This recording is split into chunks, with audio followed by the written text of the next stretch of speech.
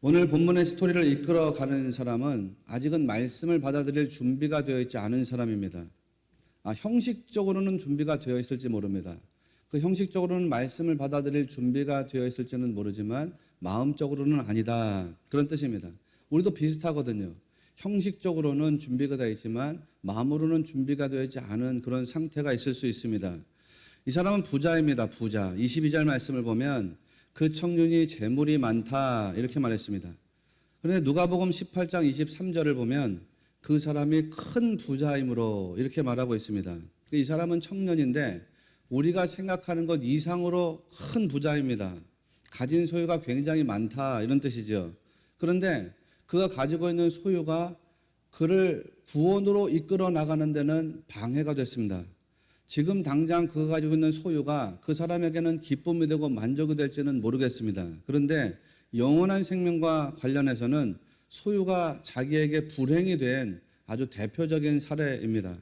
자, 이제 본문으로 들어가서 우리가 한번 살펴보겠습니다. 이 사람이 이제 예수님에게 와서 물어봤습니다. 선생님이요, 내가 무슨 선한 일을 하여야 영생을 얻으리까? 이 사람은 이제 영생에 관심이 많습니다.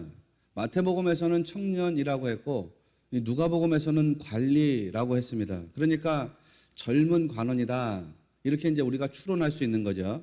근데 이제 마가복음 10장 17절 말씀을 보면 이제 평행 본문인데 이 사람이 예수님께로 달려와서 꿇어 앉아 물었다. 이렇게 이제 표현하고 있습니다. 꿇어 앉아 물었다. 그러니까 예수님을 존중하는 마음으로 듣겠다라는 거죠.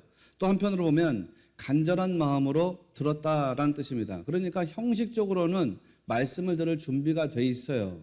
그러나 마음적으로는 좀 퀘션이에요. 그 이야기는 조금 이따 설명을 드릴게요. 이 사람의 경우는 형식은 준비되어 있었어요. 그런데 마음은 준비되어 있지 않았다라고 하는 것입니다. 어떻든 자기가 꿇어 앉아서 주님의 이야기를 들으려고 했습니다. 형식적으로는 예수님 존중했고 형식적으로는 어떤 간절한 마음을 표현하고 싶었던 것입니다. 여하간 그는 진지하게 주님께 꿇어 앉아서 영생을 물었습니다. 그것도 어떻게 물었습니까? 내가 무슨 일을 하면 영생을 얻을 수 있겠습니까?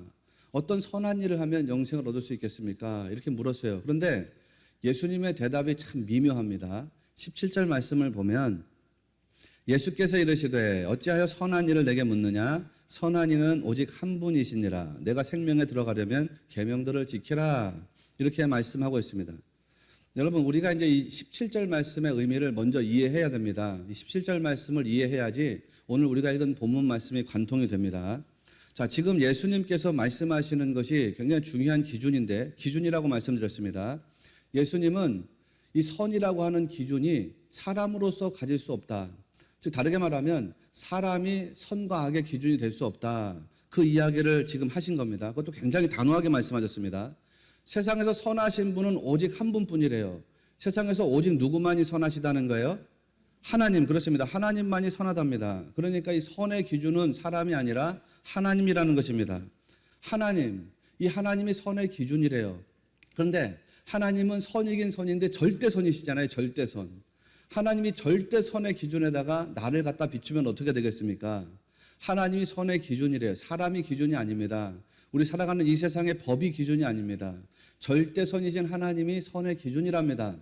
그러면 그 절대선이신 하나님에게 나를 갖다 비추면 나는 선인입니까? 악인입니까?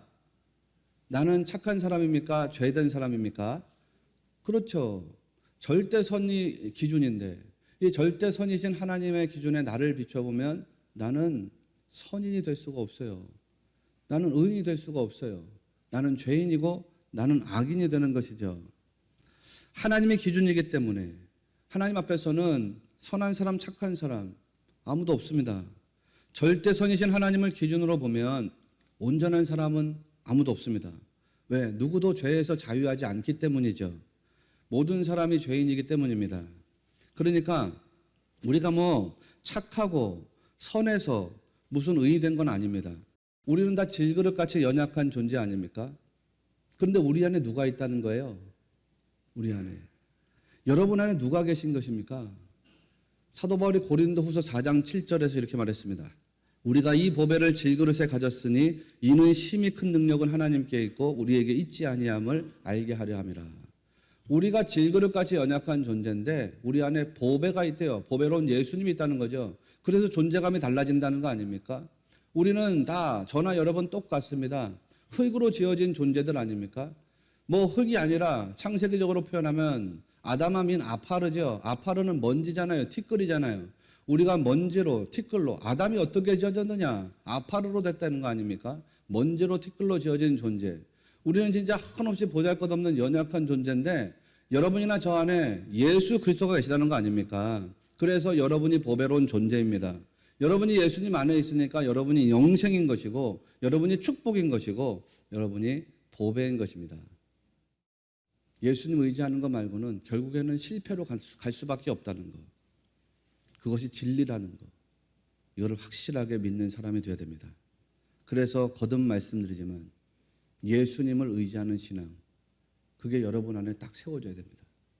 만약 예수님을 의지하는 신앙, 아니 제가 좀 이렇게 말씀드릴게요. 예수님만 의지하는 신앙, 이게 여러분 안에 세워져 있다면 그 세워져 있는 신앙을 더 반석같이 든든하게 세워나가는 성도들이 되시기를 바랍니다. 그런데 내 안에 예수님을 의지하는 신앙, 더 나아가서 예수님만 의지하는 신앙이 아직 아니라면 여러분 신앙의 노선이 예수님만 의지하시는 방향으로 흘러가게 되시기를 주의 이름으로 축복합니다. 예수님만 의지하는 신앙, 그걸 회복해야 돼요. 이게 핵심이에요. 이게 핵심이에요. 그래서 오늘 본문에서 예수님이 젊은 부자 관원에게 계명들을 지키라 이렇게 말씀하신 것입니다. 17절 말씀을 보면 내가 생명에 들어가려면 계명들을 지키라 이렇게 말씀했어요. 이 구절을 우리가 꽤 여러 번 다뤘습니다. 예수님이 계명들을 지키라고 할 때 사용된 헬라어가 테레손이라는 단어입니다. 테레손. 테레손 그러면 단순하게 어떤 행위로서 지키라라고 하는 뜻이 아니라고 했습니다. 그보다 훨씬 더 본질적입니다. 그는요, 마음으로 지켜내라 그런 뜻입니다. 테레손이라고 하는 단어의 본래 뜻은 굳게 붙잡아라 이런 뜻이에요. 지켜내라, 보살펴라 이런 뜻입니다. 요한복음 17장을 보면 예수님의 기도가 나오는데 그 기도가 제자들을 향한 기도였습니다. 그 기도 중에 요한복음 17장 11절에서 예수님이 이렇게 기도합니다. 거룩하신 아버지여 내게 주신 아버지의 이름으로 그들을 보전하사 우리와 같이 그들도 하나가 되게 하옵소서. 여러분이 잘 아시는 말씀이죠. 아버지 하나님, 제자들을 보존하셔서 그들이 우리처럼 하나가 되게 하십시오. 제자들을 보존하셔서 내가 이제 아버지께로 올라가게 되면 제자들이 세상에서 나 없이 존재해야 됩니다. 그런데 하나님, 내가 아버지께로 올라간다 하더라도 이 제자들을 보존하셔서 그들이 우리처럼 하나가 되게 해주십시오. 예수님의 기도입니다. 그때 보존하여, 그 말이 테레손입니다. 제자들을 굳건하게 붙잡아서 지켜주십시오. 내가 아버지께로 갈 텐데 이 제자들이 세상에 홀로 존재한 것처럼 보여진다고 느껴진다고 하더라도 그들을 굳건하게 붙잡아서 지켜주십시오. 테레손. 그들을 굳건하게 붙잡아서 보살펴 주십시오. 뭐 그런 뜻입니다. 그러니까 여러분, 예수님이 계명들을 테레손 하라고 하신 게 무슨 뜻이겠어요? 계명들을 굳건하게 붙잡으라는 뜻입니다. 하나님의 말씀, 하나님의 율법들을 굳건하게 붙잡아서 보살피라는 것입니다. 굳건하게 붙잡아서 지키라는 것입니다. 굳건하게 붙잡아서 훼손시키지 말아라 라고 하는 뜻입니다. 계명들, 말씀들을 굳건하게 붙잡아서 그 정신과 가치가 훼손되지 않게 하라. 그런 뜻이겠죠. 여러분, 이게 얼마나 어려운 거예요? 굉장히 어려워요. 예수님께서 이 사람에게 이야기하는 것이 바로 그런 것입니다. 정신을 지켜내라. 이 젊은 부자는 정신이 없습니다. 정신이. 자, 어떤 사람이 예를 들면 신호를 지키는 거예요. 차를 타고 운전해서 가는데 신호등에 위에 뭐가 붙어 있어요? 카메라가 붙어 있습니다. 30km 이하로 달려야 됩니다. 근데 카메라가 딱 붙어 있는 걸 바라보고서 내가 신호등 30km 이하로 달렸습니다. 근데 그 다음에 보니까 똑같이 30km 이하로 달리도록 되어 있는데 표시판은, 근데 거긴 카메라가 없습니다. 그래서 속도를 내가지고 거기는 50km로 그냥 넘어갔습니다. 이 사람은 그 앞에서 30km 이하를 달릴 때 카메라를 보고서 법을 지키기는 지켰지만 법 정신을 지킨 건 아니죠. 생명을 존중하는 정신, 질서를 유지하려는 정신, 공동체를 복되게 하려는 정신, 그런 정신을 지킨 건 아니죠. 내가 범칙금을 내지 말아야 되겠어. 그리고 여기서는 지키고 그 다음엔 안 지켜도 되지. 이런 것 아니었습니까, 여러분? 이 젊은 부자가 형식은 있습니다. 그런데 정신이 없습니다. 웬만한 형식은 갖추고 있습니다. 그런데 주님이 보실 때 정신까지 갖추지는 못했습니다. 여러분, 이 사람이 어떤 시절을 보내고 있는지를 한번 잘 보시자고요. 이 사람이 지금 어떤 시절을 보내고 있느냐면 한마디로 좋은 시절을 보내고 있습니다. 좋은 시절. 그렇지 않아요? 그렇지 않은가? 목사님, 그건 알 수가 없습니다. 이 사람이 부자고 젊은 관원이지만 꼭 좋은 시절이라고 말할 수는 없지 않습니까? 뭐 그럴 수도 있겠지요. 어떻든 이 사람은 성경에 표현된 외적으로 드러나는 것을 보면 좋은 시절을 보내고 있습니다. 아닙니다. 좋지 않은 시절입니다. 그렇기 때문에 영생을 구하고 있는 것입니다. 뭐 그렇게 이야기할 수도 있을지 모르겠어요. 그러나 그 반대일 수도 있죠. 좋은 시절이 있기 때문에 이 좋은 시절을 더 영원토록 누리고 싶어서 이 사람은 영생을 구하는 것일지도 모른다라고 생각할 수도 있잖아요. 세속적인 관점으로만 보면, 여러분이 판단하는 기준으로만 보면 이 사람은 좋은 시절을 보내고 있습니다. 젊어서 출세하고 부를 이뤘으니까. 그런데 이 사람이 그게 하나님의 은혜인 것은 모릅니다. 하나님의 은혜로 좋은 시절을 보낸 겁니다. 그거를 알아야 됩니다. 이스라엘 백성들은 그걸 몰랐습니다. 호세아 선지자 때에 북이스라엘의 역사를 보면 북이스라엘이 역사에 등장한 이후로 최고의 전성기를 보낼 때입니다. 예후 왕조 시대, 여로보암 2세 왕이 통치하던 때입니다. 역사적으로 가장 부국 강병을 이뤘던 때, 잃어버린 영토를 다 찾아왔습니다. 전쟁을 해서 가는 곳마다 다 싸워서 이겨가지고 땅을 다 넓혔습니다. 그리고요, 이웃에 하고 있는 족속들, 민족들에게 조공까지 다 받아왔습니다. 세상 말로 얘기하면은 잘 먹고 잘 사는 나라입니다. 태평성대를 누리는 나라입니다. 그런데 열왕기하 14장에 나타나 있는 여로보암 2세의 죄악은 구체적이지 않습니다. 그렇게 잘 먹고 잘 살던 나라, 태평성대를 누리던 때의 나라, 그때에 하나님의 선지자가 엄청나게 나옵니다. 그때 나타난 선지자가 요나이고, 그때 나타난 선지자가 아모스고, 그때 나타난 선지자가 호세아입니다. 아모스나 호세아서 말씀드렸지만 읽어나가면 북이스라엘의 영적인 상태가 얼마나 지독했던지 그거를 우리에게 보여주고 있습니다. 잘 먹고 잘 사는 때 이스라엘은 영적으로 타락했었다는 것입니다. 호세아 10장 1절 말씀을 보면 그때 이스라엘의 잘못이 이렇게 나와요. 이스라엘은 열매 맺는 무성한 포도나무라 그 열매가 많을수록 제단을 많게 하며 그 땅이 번영할수록 주상을 아름답게 하도다. 하나님께서 풍성한 열매를 맺게 하셨다는 거 아닙니까? 하나님께서 나라에 번영을 주셨답니다. 잘 먹고 잘 살게 해주셨습니다. 요즘 말로 얘기하면 인생의 좋은 시절 준 것입니다. 그러면 하나님 은혜를 알고 하나님께 더 열심히 예배 드려야 되는데 이스라엘이 거꾸로 나갔다는 거 아닙니까? 이 사람들이 은혜를 잊어버립니다. 땅이 번영할수록 하나님께 더 감사하고 하나님 더 열심히 믿어야 됩니다. 그런데 완전 반대입니다. 여러 곳에다가 제단을 만들었답니다. 나라가 잘 먹고 잘 살게 되니까 하나님 제단만 섬기는 것으로는 안 되겠어. 우리가 이 제단 저 제단 다 만들어 보자. 바알을 섬기는 제단도 만들고 아세라 섬기는 제단도 만들고 하늘의 삼성과 묘성을 섬기는 제단도 만들고 그렇게 제단을 만들었답니다. 그리고 주상을 아름답게 했답니다. 하나님은 우상을 만들지 말라고 했는데, 어떠한 형상도 만들지 말라고 했는데 그들은 형상을 더 아름답게 만들었답니다. 제단 쌓은 것만도 부족해서 바알의 우상을 만들어 가지고 그걸 섬깁니다. 아세라의 형상을 만드는데 그거를 더 아름답게 만들어 가지고 그거를 섬긴다는 거 아닙니까? 은혜를 잊어버렸습니다. 호세아 13장 5절과 6절을 보면 내가 광야 마른 땅에서 너를 알았거늘 그들이 먹여준 대로 배가 불렀고 배가 부르니 그들의 마음이 교만하여 이로 말미암아 나를 잊었느니라 라는 말씀이 나옵니다. 광야 마른 땅에서 하나님이 이스라엘과 만났답니다. 아무것도 먹을 양식이 없는 곳, 마실 물이 없는 곳에서 하나님이 그들을 만나주셨답니다. 그래서 그들을 배부르게 먹게 하셨답니다. 양식도 먹게 하시고 물도 마시게 하시고 그래서 그들이 배가 불렀습니다. 배가 부르면 하나님께 감사하고 하나님 찬양하고 예배해야 되는데 배가 부르니 그들의 마음이 교만해졌답니다. 그들의 마음이 교만해져서 이로 말미암아 하나님을 잊었답니다.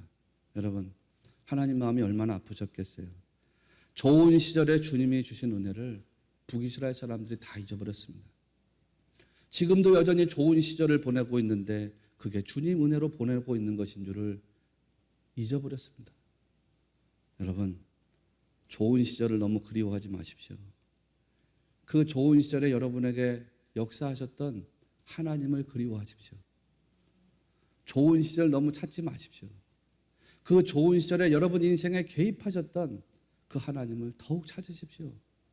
그래서 그 좋은 시절에 내가 역사하셨던 하나님, 그 좋은 시절에 내가 개입하셨던 하나님, 지금 내 인생에 여전히 하나님 개입하시고 지금 내 인생에 여전히 하나님 역사하시기를 구합니다. 하나님. 그 하나님을 더욱 찾고 구하는 성도가 되십시오. 그래서 세상에 주는 즐거움을 쫓아가는 것이 아니라 하나님을 더 추구하고 하나님을 더 따라가고 하나님을 더 의지하고 하나님 더 신앙하는 성도들이 되시기를 바랍니다. 너의 소유를 붙잡는 자가 아니라 나를 붙잡는 자가 되라. 그를 깨닫고 너의 소유를 의지하는 자가 아니라 나를 의지하는 자가 되라. 예수님은 그걸 말씀하고 싶었던 겁니다. 율법을 테레손 해봐라. 붙잡으려면 붙잡으려고 할수록 너의 무기력함을 발견하게 될걸. 율법을 만족시키려고 하면 만족시키려고 할수록 너는 율법 앞에 죄인인 것을 깨달을 수밖에 없을걸. 그래서 너를 의지하는 존재가 되지 못할걸. 하나님을 의지할 수밖에 없는 존재가 될 수밖에 없을걸. 예수는 그걸 주고 싶었던 거거든요. 그런데 이 젊은이가 아직 그걸 깨닫지 못합니다. 부자 청년이 예수님께 대답할 때 뭐라고 했습니까? 20절을 보니까 그 청년이 이르되 이 모든 것을 내가 지키었사온데 아직도 무엇이 부족하니까? 라고 합니다. 청년이 다 지켰대요. 이 청년이 다 지켰다고 할 때 사용된 헬라어가 필락소라고 했습니다. 필락소. 예수님은 테레손을 말씀하셨는데 이 청년은 필락소로 대답했습니다. 필락소는 말 그대로 내가 행위로서 지켜냈습니다 라고 하는 뜻입니다. 마음과는 상관이 없습니다. 이 사람은 말 그대로 행위로서 이것을 지켜냈습니다. 이거 실제로는 불가능한 일입니다. 그런데 이 청년은 다 지켰다는 거죠. 그는 주님, 나는 살인하지 않았습니다. 나는 간음하지 않았습니다. 나는 행위로 도둑질하지 않았습니다. 나는 거짓 증거하지 않았습니다. 나는 행위로서 내 부모를 공경했습니다. 그리고 나는 이웃 사랑하기를 내 몸처럼 사랑했습니다. 이렇게 이야기한 거죠. 그러니까 이 사람은 좀 제법 괜찮은 사람입니다. 이 사람 괜찮은 사람 아닙니까? 물론 자기 기준에 근거한 것이긴 하지만 이 사람은 요즘 말로 얘기하면 제법 나이스한 사람입니다. 뭐 재물도 있고 성공도 했지만 교만하지 않아요. 불가능한 일을 다 행위로 지켜냈다는 거 아닙니까? 그런데 그건 예수님의 뜻이 아니죠. 그러냐? 너는 필락소 했지. 그렇지, 맞아. 넌 살인하지 않아서 누구를 죽인 적이 없어. 그런데 예수님 뭐라 그랬어요? 너가 누구를 보고서 미워하면, 마음으로 미워하면 그건 사람을 살인한 거하고 똑같아. 너는 율법의 정신을 지켰니? 너는 율법의 정신, 누구를 미워한 적이 없어? 나는 간음하지 않았습니다. 그래, 너는 필락소, 간음하진 않았지, 행위로. 그럼 너는 그걸 테레손 했느냐? 율법의 정신을 지켰어? 내가 말했지, 여자를 보고 음욕을 품으면 간음한 것과 똑같아. 예수님은 정신까지도 지켜야 한다고 이야기했는데 그는 그러지 않았습니다. 주님은 필락소가 아니라 테레손입니다. 율법을 지키는 행위만이 아니라 율법의 정신까지도 훼손하지 말아야 합니다. 그런데 이게 자기 힘으로는 불가능하거든요. 안 되거든요. 예수님은 청년이 그거를 깨닫기를 원하셨던 거 아닙니까? 그래서 자기로서는 불가능하다는 것을 깨닫고 주님께 자기를 굴복하기를 기대한 것입니다. 주님께 더욱더 엎드리고 주님을 의지하는 자가 되기를 바라셨던 겁니다. 그런데 그가 깨닫지 못합니다. 그래서 주님이 여기서 좀 더 나가세요.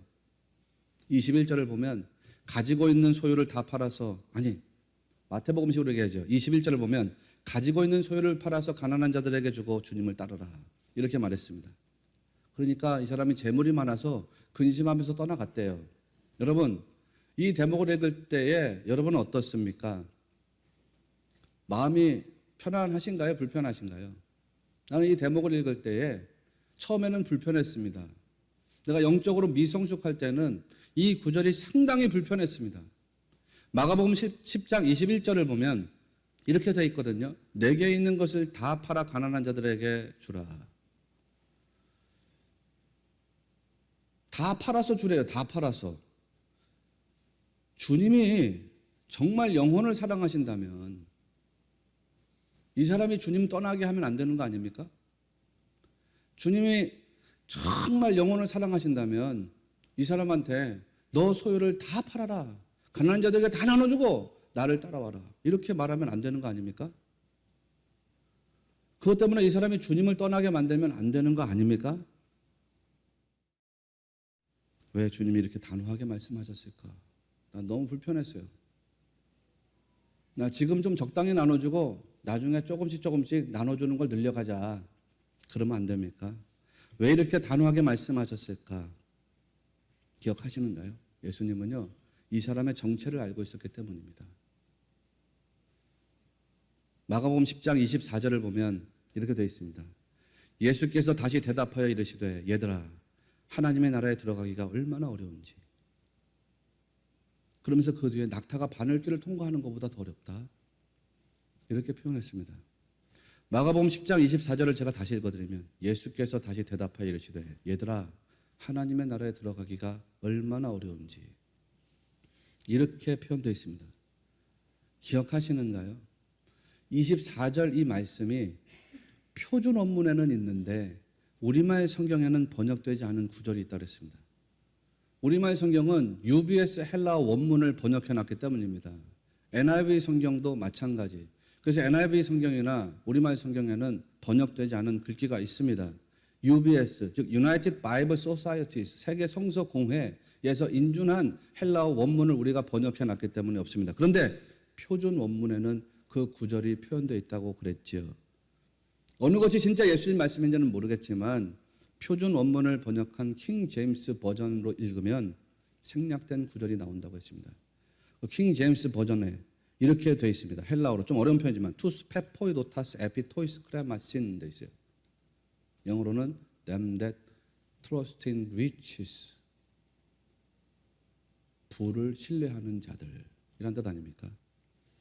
예수께서 다시 대답하여 이르시되 얘들아 부를 신뢰하는 자들이 하나님의 나라에 들어가기가 얼마나 어려운지. 낙타가 바늘길을 통과하는 것보다 더 어렵다. 이렇게 말씀하셨다는 거 아닙니까? 예수님은 그 사람이 가지고 있는 소유를 문제 삼은 게 아닙니다.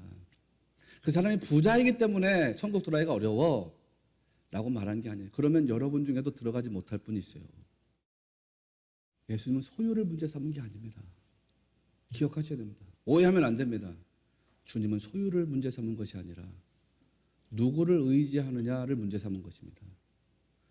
내 소유를 문제 삼은 것이 아니라 내가 가지고 있는 소유보다 하나님을 더 의지하는 자인지 아니면 하나님보다 내가 가지고 있는 소유를 더 의지하는 자인지 그거를 문제 삼은 것입니다.